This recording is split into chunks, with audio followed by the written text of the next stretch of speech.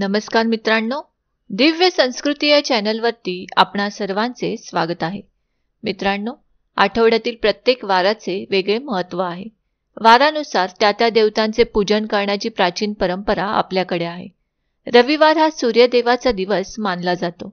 सूर्यदेवाला जल अर्पण करणे आणि रविवारी उपवास करणे अत्यंत शुभ मानले जाते. पौष महिना हा दान आणि उपासनेसाठी खूप चांगला मानला जातो. पौष महिन्यात सूर्यदेवाची पूजा केली जाते. यासोबतच या महिन्यात भगवान विष्णूच्या पूजेलाही विशेष महत्त्व आहे. सूर्याकडे शाश्वत ऊर्जेचा प्रचंड स्रोत म्हणून पाहिले जाते. ज्योतिषशास्त्राच्या दृष्टिकोनातूनही सूर्याला विशेष महत्त्व आहे. सूर्याला सिंह राशीचा स्वामी मानले जाते. सूर्याचा ग्रह म्हणून सर्व राशींवर काही ना काही प्रभाव पडत असतो. सूर्य हा करिअर, सुखसमृद्धी, प्रगती यांचा कारक मानला गेला आहे. त्यामुळे सूर्योपासना आणि सूर्यपूजन याचे विशेष महत्त्व आहे. वैज्ञानिक, धार्मिक, सांस्कृतिक आणि नैसर्गिक पातळीवर सूर्याचे महत्त्व अगदी वेगवेगळे आहे. असे असले तरी सूर्योपासना केल्याचा आरोग्यदायक आणि ज्योतिषीय दृष्टीने माणसाला विशेष लाभ मिळू शकतो. सूर्याची उपासना दररोज केल्यास अधिक लाभ मिळू शकतात.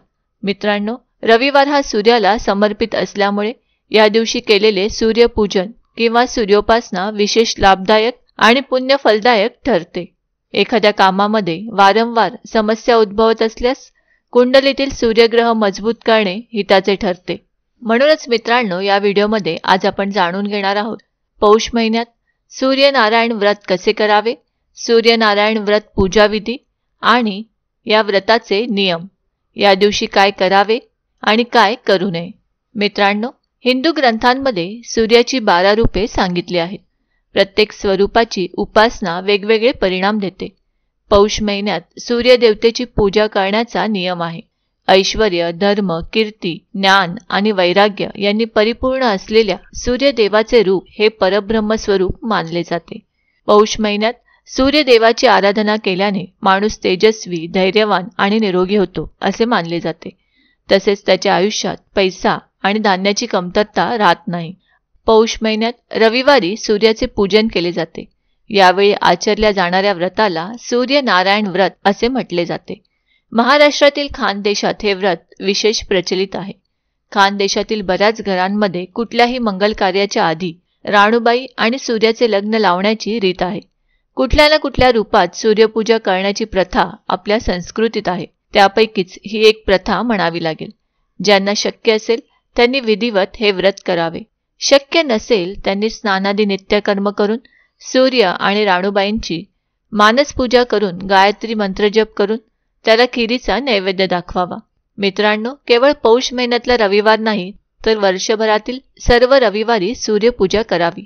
मात्र शास्त्रोक्त पूजन शक्य नसल्यास केवळ भक्तिपूर्वक नमस्कार करावा. दुपारी 12 वाजण्याच्या आधी गायत्री मंत्राचा यथाशक्ती जप करावा. मित्रांनो, सूर्यनारायण व्रत हे स्त्रियांनी करावयाचे व्रत आहे. या दिवशी स्नान करताना पाण्यात थोडे गंगाजल मिसळावे आणि नंतर श्री नारायणाचे नामस्मरण करून स्नान करावे. स्नानानंतर देवपूजा करून विड्याच्या पानावर सूर्याचे चित्र रक्तचंदनाने काढावे. बाजूला एका वर्तुळात षटकोन काढावा. नंतर 6 पदरी दोऱ्याला 6 गाठी माराव्यात. सूर्यचित्र, षटकोन आणि 6 गाठी मारलेला 6 पदरी दोरा या सर्वांची एकत्रित पूजा करावी. सुपारी, गूळ खोबरे, कापसाचे 6 सुतीतंतू, पिवळा दोरा, धोत्र्याचे किंवा अन्य कोणतेही सफेद फूल त्या पूजेला वाहून सूर्यनारायणाची कथा वाचावी. आरती केल्यानंतर सूर्याची 12 नावे घेऊन पूजा संपन्न करावी.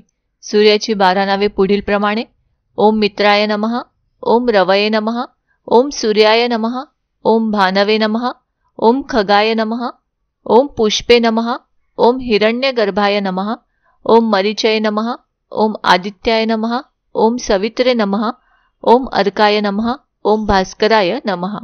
ही 12 नावे म्हटल्यानंतर सूर्यदेवाला अर्घ्य द्यावे.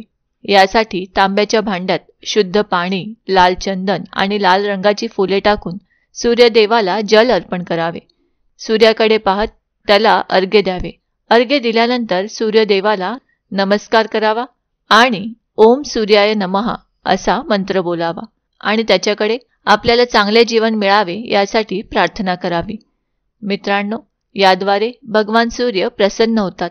सूर्यनारायण व्रतपूजा केल्याने दीर्घायुष्य, आरोग्य, संपत्ती, धान्य, कीर्ती, ज्ञान आणि सौभाग्य मिळते. मित्रांनो, सकाळी जितक्या लवकर अर्घ्य दिले जाते तितके ते अधिक प्रभावी असते. त्यामुळे सकाळी 9 वाजेपर्यंत अर्घ्य द्यावे. यानंतर गायत्री मंत्राचा जप करावा.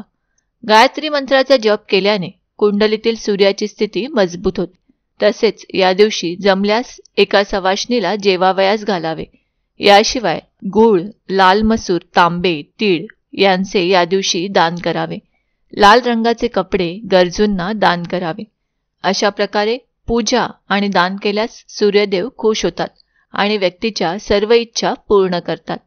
मित्रांनो, सूर्योपासना किंवा सूर्यपूजन ही केवळ दिवसाच्या पहिल्या प्रहरातच करावी. सूर्योदय होतो तेव्हा सूर्य शांत असतो. यानंतर तो अधिक उष्ण होत जातो. त्यामुळे सूर्योदयाचा कालावधी हा सूर्यपूजन वा सूर्योपासनेसाठी उत्तम मानला जातो. मित्रांनो, तसेच या दिवशी मीठ, तेल यांचा समावेश असलेला आहार शक्यतो या दिवशी ग्रहण करू नये. एकभुक्त राहावे. लोखंड आणि लाकडाशी निगडीत व्यापार व्यवसाय या दिवशी करू नये. या दिवशी कोणाचीही निंदा करू नये. खोटे बोलू नये. मित्रांनो, जो व्यक्ती रविवारी सूर्याची पूजा करतो, सूर्याला अर्घ्य देतो, त्याच्या आयुष्यात सुखशांती तर येतेच, शिवाय त्या व्यक्तीच्या सर्व इच्छा मनोकामना पूर्ण झाल्याशिवाय राहत नाहीत. मित्रांनो, आम्ही अपेक्षा करतो की आम्ही सांगितलेल्या माहितीचा तुम्हाला सर्वतोपरी लाभ होईल.